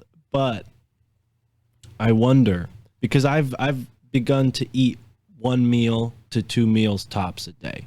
And I've heard other people talk about this, but there's this idea that we as human beings are eating too much to compensate for the lack of nutrition in the food that we're eating. So it's like a never-ending cycle, and it feels like maybe this is a solution to that. Have you heard people's appetites lessening, or people maybe losing weight from using the AquaCure machine? That is a really good question. You're really nailing these points here. Thank you. Okay. First of all, I started to gain weight on the when I was inhaling, and I was eating a fairly nutritious diet at the time. In fact, I even right beside me here, I have a jar of nuts and fruits and stuff that I usually just munch on when I'm eating at my desk, because I'm a lot of times just here. So my point is, I started eating only once a day myself, because otherwise I would start to gain weight. Most of my nutrition is coming from the hydrogen. Most of what you need in your food, and we're talking hydrocarbon food, so we'll just backtrack just again a little bit. How do we get our hydrogen? We don't breathe it in with the air. We obviously get it with our food. Now, ordinarily, we masticate our food, we chew it up really well, and we put enzymes in the food, that food goes into our stomach in an acid bath, which does some more digesting, getting some of the nutrients out of it and what have you. And then it goes into the small intestines with the bile and some additional microbiome. But you don't actually get the hydrogen from your food until it's in the colon and the large intestine, just before it's exiting you. Okay. Now, there are specialized bacteria that are more specialized in breaking apart the hydrogen from the carbon. The hydrogen-carbon bond is very strong. It takes a lot of energy to break it apart. Now, what they're doing with the enzymes and sections, adding what they call catalysts that help reduce the amount of energy, make that bond weaker to the point where it can be broken apart. And then the hydrogen goes directly through the colon wall into the bloodstream, and that's how we get our hydrogen into our bloodstream normally when we're eating our food.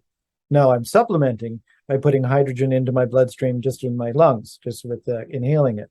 And that's a really good way to do it as well for supplementation, because those particular bacteria that are most efficient at breaking the hydrogen off the carbons are also very sensitive to environmental factors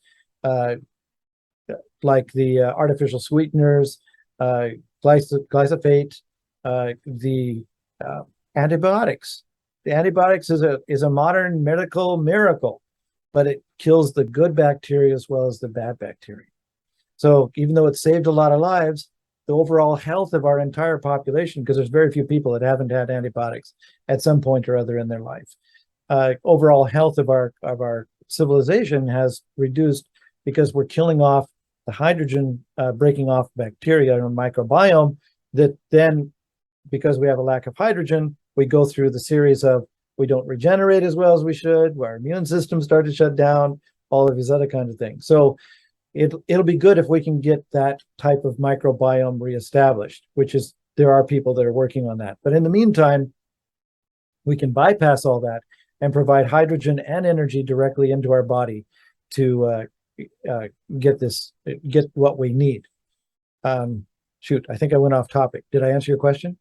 Yeah, you answered it wonderfully. Oh, yes, I think the one food, we the were one just food. So, talking yes. about how people compensate for the lack of hydrogen by eating more and more and more. And really, it's a matter of their bacteria in their colon and their gut, I'm sure, being depleted. And yeah, I try to avoid them now. I've always had a suspicion, growing up in the tri-state area, you have we're inundated with this kind of thinking. I mean, I live right near Yale University, so there's a big hospital medical energy and focus here, and people are becoming like hypochondriacs as a reflex, as if that's common sense. And I think that's the most radical thing that's changed.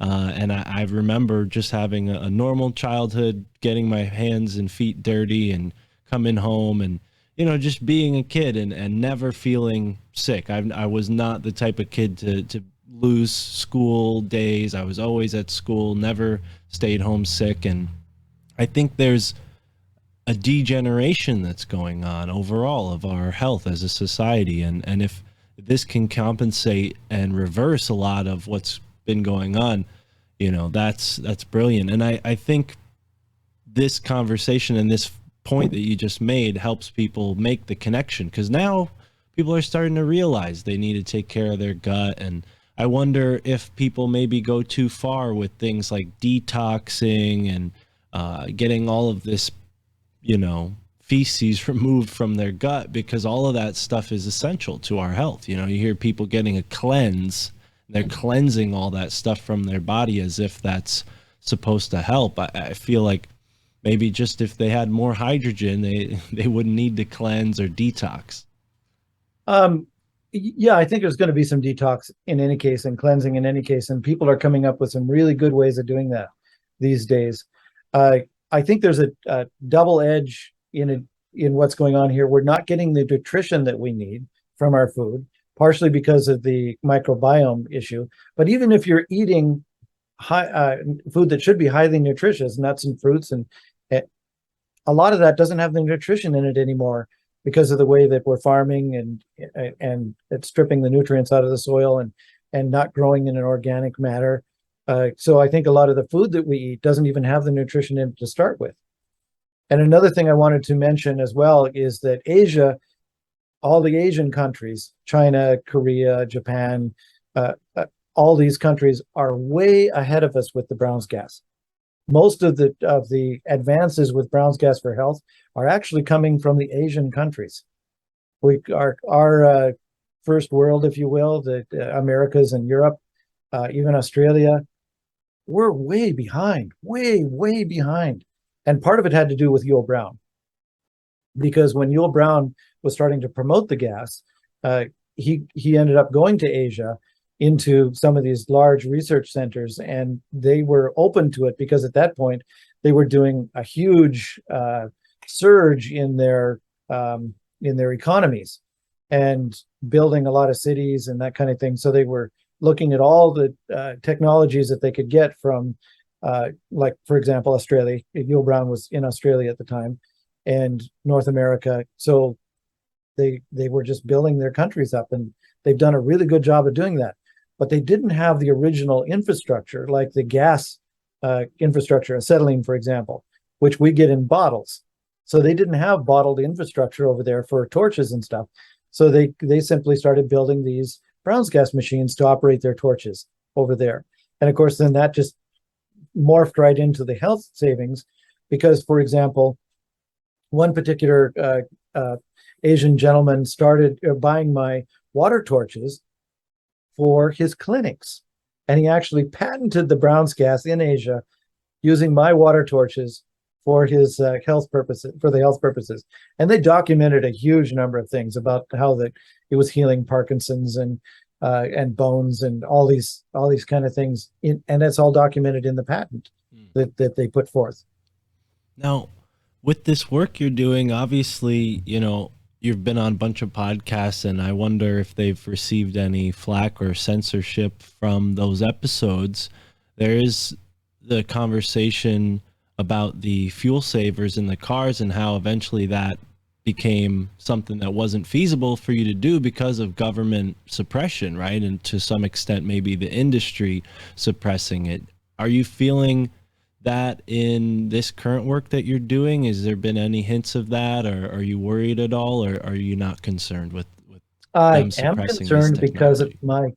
my previous experience with the fuel saver, and I'm an inventor. I'm on the edge, and I'm doing things that people with a lot of money don't want me to do.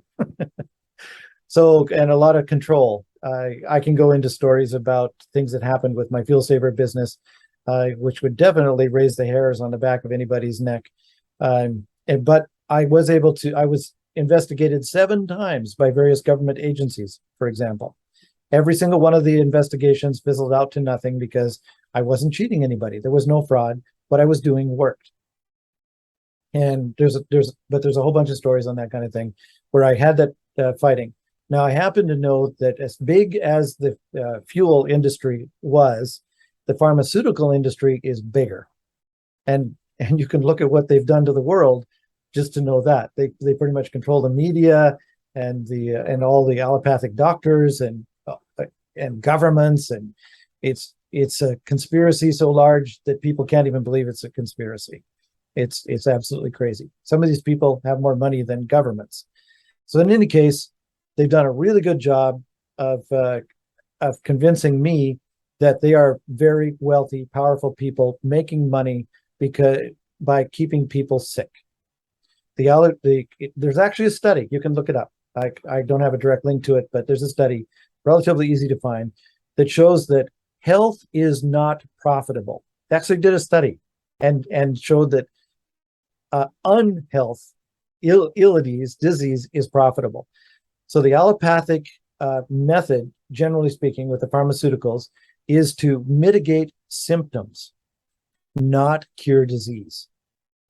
As long as you can make the people feel healthy, you can keep selling them the drug or whatever it is that's making them feel healthy. But as soon as they stop, their blood pressure rises, whatever the situation is, that they have to start taking it again. So that's one of the things with the Brown's gas when you're starting inhaling. I have an 87-year-old friend, for example, who's been inhaling for several years now. And if he stops inhaling, within about 3 days, his blood pressure rises enough that he would have to take his medication. So he doesn't take that medication. He just inhales the Brown's gas, and he's got a healthy guy. So, and pain-free. This is a big thing. As you get older, you start to feel your pains. And with the Brown's gas, I have no pain. Like even if I get a sprain, I sprained my shoulder one time, putting in a fence post about 3 years back. I'd been inhaling the Brown's gas for about a year at that particular time. And it was a sprain bad enough I knew it would take at least 6 weeks to heal, based on my previous experience of all my life. I couldn't raise my arm. 3 days. 3 days, I was absolutely had full strength back, no pain whatsoever. It was incredible. Wow. Yeah, I can imagine. We've had extreme sports professionals on this show before. I do a show with one, and I can imagine there's a big need for that in that field. A lot of those guys unfortunately beat themselves up, over time, and they end up with a lot of different ailments in their elder age, and it's unfortunate because they live these really athletic, inspiring lives, martial artists as well, and then they sadly wither away, and that's even an unfortunate thing to say.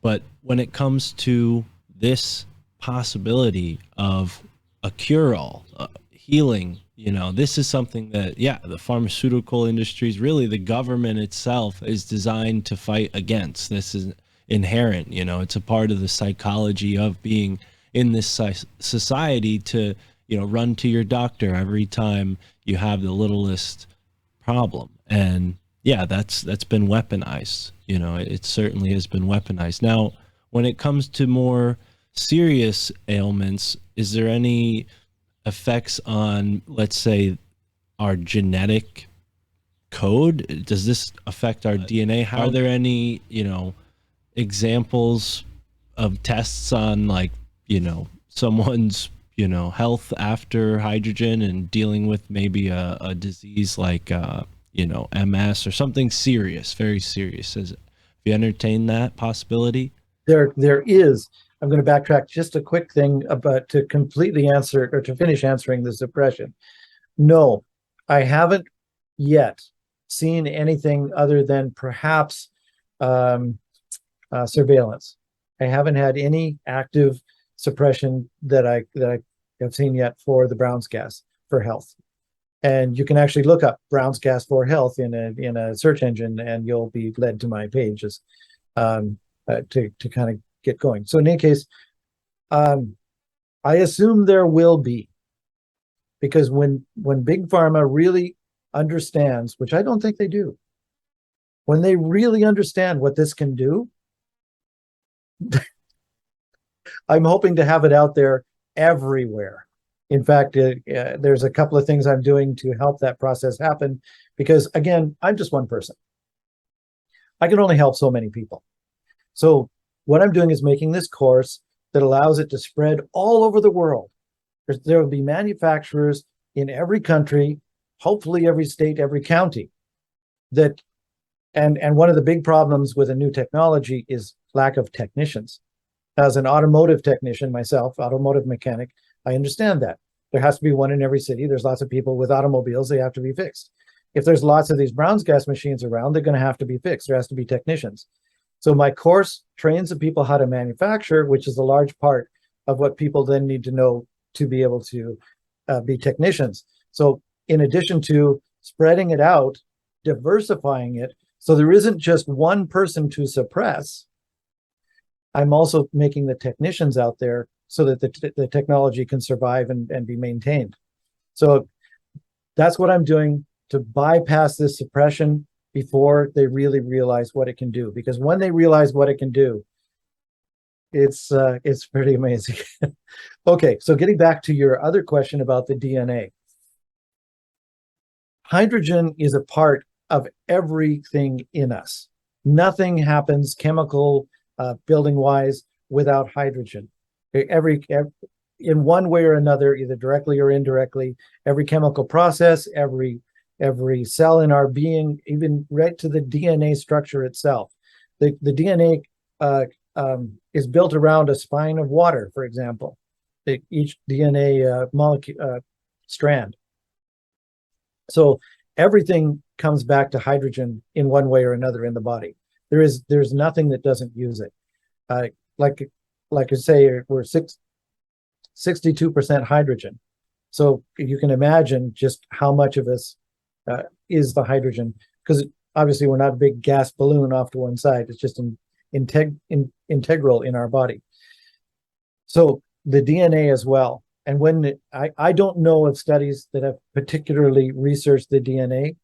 I believe there would be, but I'm more of a mechanic than a biology researcher. So I can't speak to that authoritatively, but it wouldn't surprise me that it does help fix your body can use it to help fix DNA, to maybe make the telomere strings longer, for example, things like that. Wow. I know I've personally experienced a couple of decades retrograde in my biological health, where I'm younger now biologically than I was, and I'm actually stronger than I was in my 40s. I can do things now that I couldn't do in my 40s physically. So I believe that would be a true thing to assume. I don't have the proof that it helps the body heal DNA. Now that said, if you change your DNA with these, I'm going to call it Kool-Aid that's going around being given to everybody, that actually then changes the DNA. I don't know if the body can change it back to the original.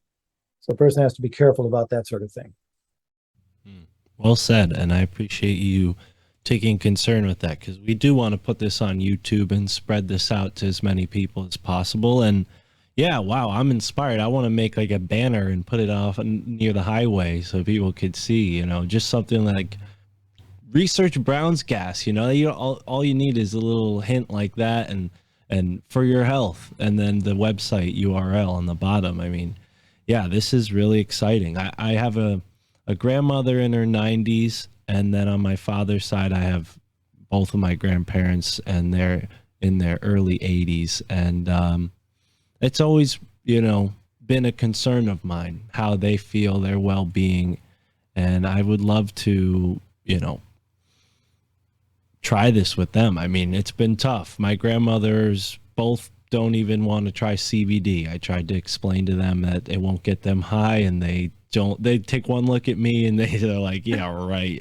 So, it's tough, but I think this is something that's a little more neutral as far as that's concerned. And I wonder if there is like a push towards psychedelics now because of the pharmaceutical industry just being so glued in this model, this path that they've carved in our psyche of, take something and you'll feel better. And I think, yeah, this is counterintuitive. It's a totally different way to look at it, and it backs up with some esoteric sciences, some esoteric history. I don't know how familiar you are. You said you have a great book collection. I believe you, even though I'm suspicious that the one behind you is digitally rendered. It's a green glow, but I'm wondering if you've ever heard this. There's a book out there called The Secret History of the World by Mark Booth, and in it, I read something that really struck me. It's always stuck with me for a while since I first read it. And it was that human beings have gone through many stages of development in esoteric history as far as their physical bodies are concerned. And there is an initial early stage where what we would consider conscious beings were comprised of gas, and the whole world was gas. And it seems like, based on what you just said, that checks out. We're still 62% gas, Yeah, we can like knock ourselves on the arm and we're solid, but there's so many levels to this world that we're living in. I want to ask you, your spiritual thoughts on what's going on, and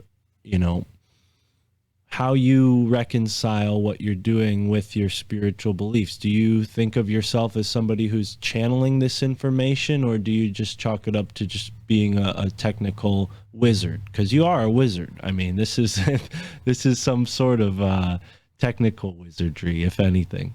I think I am tuning into something that is highly mechanically capable. But I also think, now I'm a bit of a traditionalist as far as that goes, not so much into astrology, but I give it full credit. I've seen a lot of very interesting things. And one thing you're not supposed to do as an inventor is throw the baby out with the bathwater, kind of thing. You want to always keep an open mind, which I find difficult to do in some cases. But I do believe in a biblical God, a universal intelligence that makes this whole physical reality, it makes the rules for this whole physical reality, makes it so that gravity makes things fall down, so that water is wet, and all the things that we see in our science are set up with these particular rules that make this universe the way it is. If you change something, we'd be in a different universe. And I think there may be multiple universes as far as that goes. But we're living in this one, in this physical reality, which I believe that we can change and co-create ourselves. It's been shown that we can, with our minds, change our DNA. That's been scientifically proven. And I think it's one of the ways that we as people evolve, and animals as well. They need to have some particular ability, and they just think it into existence. So I think that there is something to this universal intelligence that we can sometimes clue into. And if I step back into my biblical training, I have essentially a Jonah story. People are familiar with Jonah. He didn't want to do what God wanted him to do, and he went out on a ship, and the sailor, and a big storm, and the only way to stop the storm was to throw Jonah overboard, and a whale swallowed him and brought him up and spit him out on the shore. So Jonah went through a lot of difficulties because he wasn't doing what God wanted him to do. And essentially, it's the same thing with me in my life. I've discovered that there's a certain path that and I'm not on this path because I feel I have to. I actually do feel I have to, but I'm not being obligated to. I'm on this path because I choose to. I want to help people, but I had to learn to want to help people. I had to learn that this was the thing I wanted to do with my life. So in my past, I had a lot of trials and tribulations that I eventually realized that the best thing I could do with my life was to help as many people as possible be healthy. And so I made it my life mission to do that. And the thing that channeled into me, starting, let's say, back in the late 1980s, when I first learned about Brown's gas, and did all these experiments with Brown's gas, and learned intimately the best way to build an electrolyzer to make Brown's gas, and all the different factors that go into keeping it safe. And then by 1996, learning about the health aspect, and just gradually learning a curve. You can see it in my whole life that brought me to this point, to the point where I realized that the things I wanted to do in life, like invent a free energy machine, because I consider myself an alternative energy researcher, wasn't what God was saying I should be doing. I should be helping the planet. And I'm hoping, I'm attributing him to be a he, but it's an essence that we neither male nor female kind of thing. But in any case, I'm hoping he'll let me get back to my alternative energy research, because I did a lot of good things and I've got a lot of ideas that I want to bring out into the world. But at the moment, right now, it's very important. And I feel this channeling through me. It is not me. I'm an instrument. I'm a very willing instrument, but an instrument that's channeling this stuff out into the world as effectively as I can with every hour and breath of my life. So I want to help as many people as possible be healthy. I also think that there's a lot of trials and tribulations coming very soon. I think that if we're looking at biblical, you look at Revelations, I think that a lot of the things that we're seeing going on in the world today can be seen as signs that are there. And if that is true, then we're going to have a lot of hard times coming up, but there's going to be peace on the other side, 1,000 years of peace. These technologies, I believe, are what are needed on the other side. So we have to not only get them out there now, but preserve them in some way so that as it goes through the trials and tribulations, it's there on the other side as a practical choice for people to choose. And God is all about choice. That's one way you can always tell the difference in when you need to make a decision. Do you actually have a choice? I'm not talking about different Kool-Aids, but you have to drink the Kool-Aid. No, I'm talking about whether you drink the Kool-Aid or not. That's a choice. Okay, if you're kind of seeing what I'm saying. No, absolutely. And wow, I mean, this is really profound, and it's rare that I have an opportunity to ask someone like yourself a question like this. So here we go. Do you think that this information that you're channeling from God is something that is being brought into the world for the first time? Or have you ever wondered if maybe you're channeling something that existed in an ancient time, or something that people used in maybe recent past, something that's been forgotten from our history? Again, excellent question. You're definitely crazy like me. All right, so what can I say? But I can't lay my hands directly on the documentation, but I did see that hydrogen was being used for health 200 years ago. Okay, even before Michael Faraday invented the electrolysis process with electricity, they were making hydrogen with various means, and they were using it for health purposes.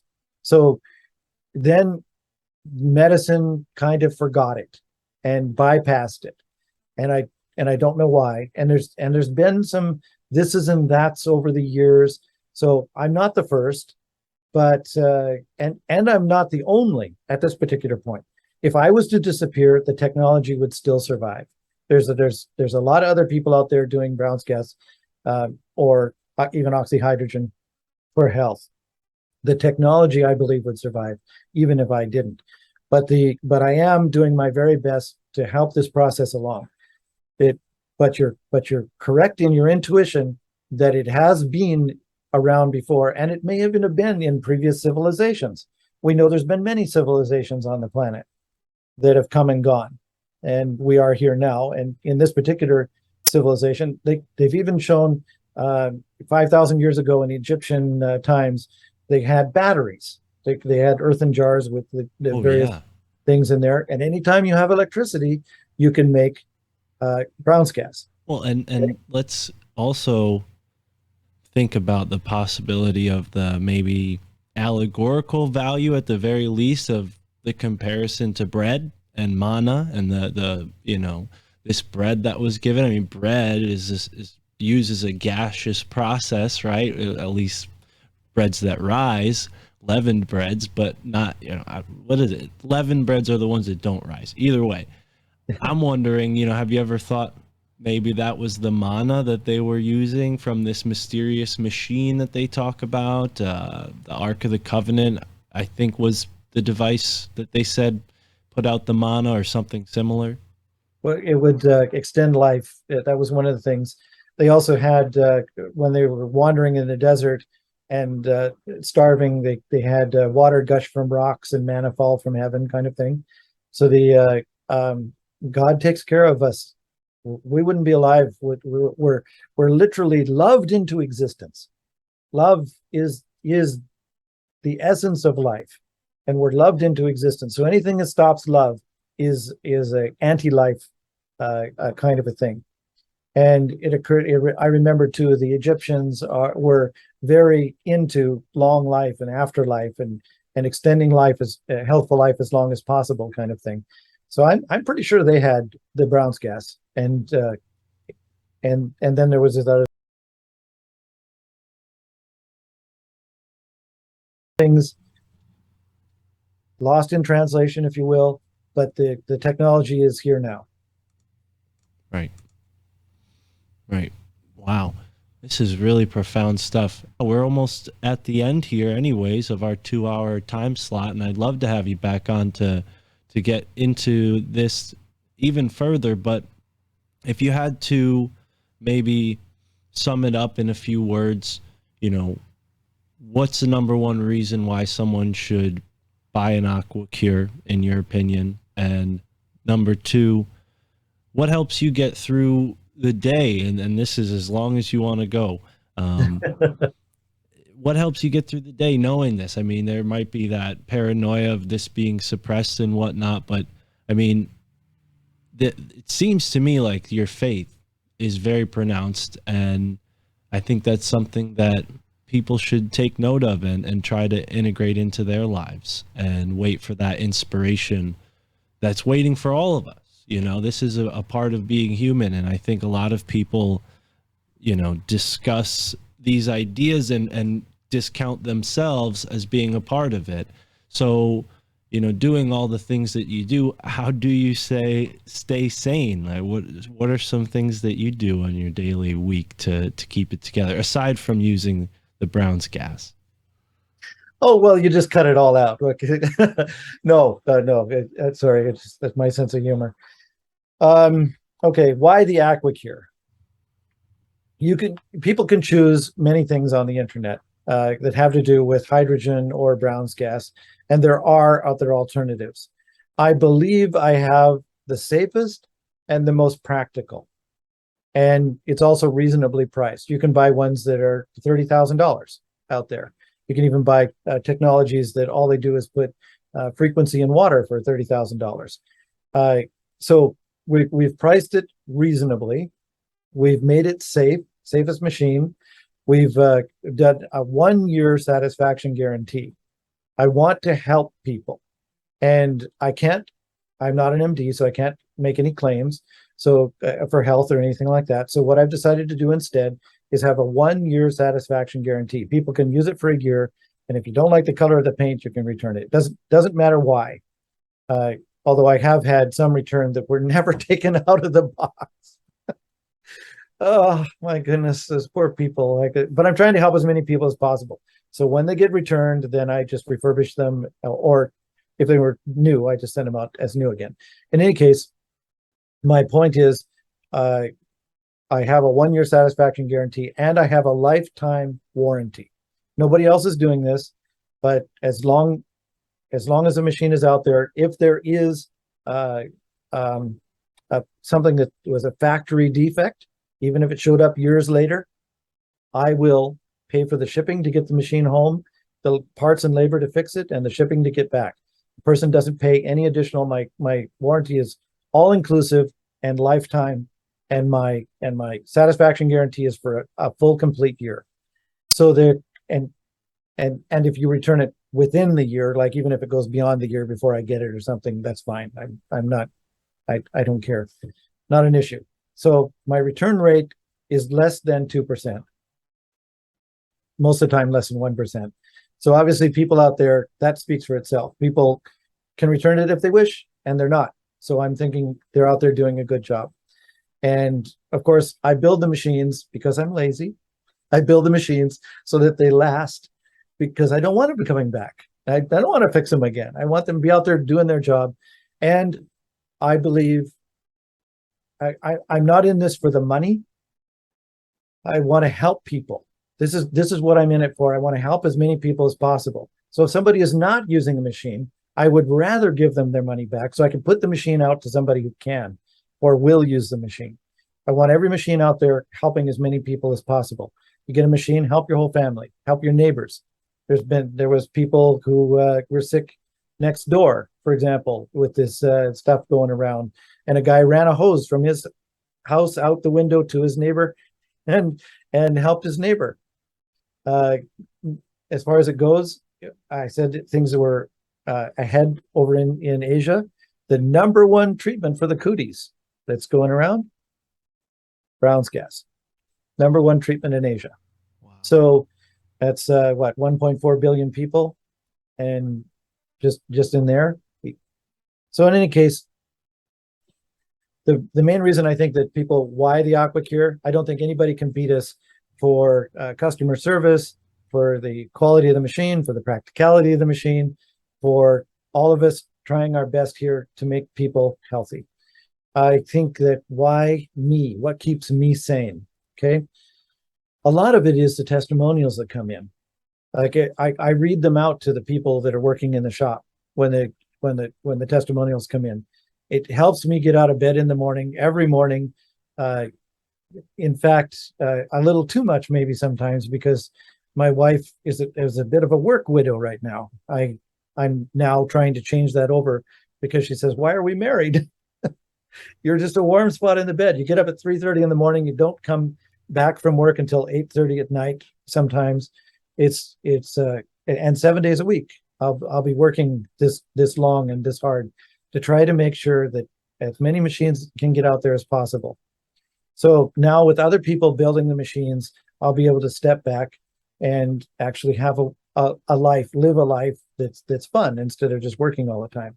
But I'm driven with this passion to make sure that as many people as possible can get well. And it's been a blessing is I've been meeting people like yourself who are as crazy as I am. And realizing you're not alone. And I commend you for putting the time aside to join me and others on the podcast, because I know that could be exhausting. This has been a fantastic conversation, George. And I know folks can go to which website, and if they want to buy an AquaCure, they can use the promo code MFTIC and they'll get a discount. Where should they go for that? The best place to go is eagle-research.life. So eagle like the bird, EAGLE, hyphen mark, don't forget that hyphen, and then research.life. And you can explore everything about the Brown's gas there. It's a little sub website I built off to the side of my .com website, because on the .com website, I have all my other fuel savers and alternative energy. It's hard to find everything over there. So in the .life website, you can just see about the Brown's gas, see testimonials. I only put a fraction of them up there. I haven't had time to put up. I have hundreds and scientific studies and things like that for the Brown's gas, and then you can when you click on the AquaCure to buy it from there, it then takes you to the .com website to actually purchase it. Fantastic! Wow, and you're doing great work. It's a noble cause, and I'm with you. I hope we can spread this message even further, and more people can begin to heal, because that's what the earth needs right now. And especially if what you said is true, and we're coming upon hard times. I try to keep my attention away from all the mass media madness. I'm sure you do the same with your work schedule. And I find that eases the potential paranoia. So I hope people don't get too discouraged and worried and say, oh, well, what the heck do I need an AquaCure for if the world's going to end? The world's not going to end, folks. And we need you at your best, at your healthiest, to take it on together. So George Wiseman, Thank you so much for being here on the My Family Thinks I'm Crazy podcast. And for everyone listening, enjoy the moment wherever you are in the now and get yourself an AquaCure. Promo code MFTIC. My family thinks I'm crazy. Baby, baby, baby. Maybe, maybe. I'm a little extra terrestrial, trying to stay human in a cesspool of professionals. But I confess too much off of the tongue. All my aunties and my uncles shield the ears of the young. I be saying shit and they don't know where it's coming from. In like 100 years we went Zarbomba from guns. Check the facts, check the Fed, check the stars. Stanley Mines was murked for a water fuel cell car. They each their own, you could stick with your old ways. But eat the rich and drink the motherfucking Kool-Aid. And I can see the red on your lip stain. White skin, blue collar, pure American made. Fuck it. You can keep your blood-soaked heritage and run the soul off the moon-landed narrative. Yeah, my girl thinks that I'm embarrassing. My folks think I'm nuts, but never question the parenting. Stuck in bed, so my boss thinks I'm lazy. Connecting dots, but it's all kinda hazy. I'm on the internet, feeling like I'm Dick Tracy. My pap thinks I'm un-American and shady. Yeah, I'm feeling unhinged lately. Encounters of the fifth kind on the daily. You could tell me that the president's an alien, it wouldn't faze me. My family thinks I'm crazy. Baby, baby, baby. My family thinks I'm crazy. Baby, baby, baby. You might think that I'm off in the deep end. One too many Netflix docs on the weekends. But check the budget for a military defense. Tell me we ain't scared of something not within reason. Steel beams, another 1492. And 9/11 was the red, white, and blue. And you be lit off the fluoride and ain't got a clue. All your dreams just shit on a Rockefeller shoes. Don't believe a damn thing a politician ever said. Ain't one brick left to gold up in the Fed. They still got bricks of cocaine to make crack. Oxy's killing the working class, FDA's whack. Talking like this, got kin talking behind backs. Too much to unpack, so they talk smack. And I'm just trying to converse with my clan, but it ain't fam. So I'm here setting up camp. Stuck in bed, so my boss thinks I'm lazy. Connecting dots, but it's all kinda hazy. I'm on the internet, feeling like I'm Dick Tracy. My pack thinks I'm un-American and shady. Yeah, I'm feeling unhinged lately. Encounters of the fifth kind on the daily. You could tell me that the president's an alien, it wouldn't faze me. My family thinks I'm crazy. Baby, baby, baby. My family thinks I'm crazy. Maybe, maybe, maybe. Just maybe. Stuck in bed, so my boss thinks I'm lazy. Connecting dots, but it's all kinda hazy. I'm on the internet, feeling like I'm Dick Tracy. My pap thinks I'm un-American and shady. I'm feeling unhinged lately. Encounters of the fifth kind on the daily. You could tell me that the president's an alien, it wouldn't faze me. My family thinks I'm crazy. Yeah, I think one thing I've learned is you can't rule anything out. So